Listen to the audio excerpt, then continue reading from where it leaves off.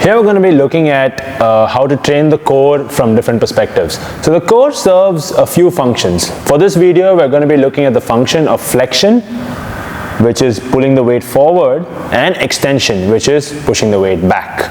Now we're going to see the same from the side as well, and we're going to look at how we can use exercises to train both flexion abilities as well as extension abilities. Here we're looking at flexion, here we're looking at extension. So for the same, first thing what we're going to do is we're going to drop into an elbow plank. The setup for the elbow plank is that the elbows remain right under the shoulder, where the hands are forward, and from there you're going to straighten out your legs and make sure that the body is in a good straight line. So this trains the ability of the spine to resist flexion because gravity is acting in a way where the hips drop naturally. So for this, you're going to ensure that your body is in a good position, 3 points of contact are maintained, the brace is maintained, as well as the ability to breathe through it is also there. We're going to see the same movement from the side as well to see how the body stacks up and arranges itself.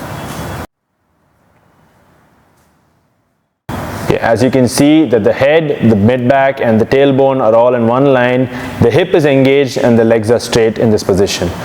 You're going to hold this position from anywhere from 30 to 60 seconds, making sure you can breathe, brace and maintain the posture throughout. So while we're looking at the secondary function of extension, how we're going to train this is by getting into a reverse plank. For this, your chest is up to the sky and you drop onto the elbow.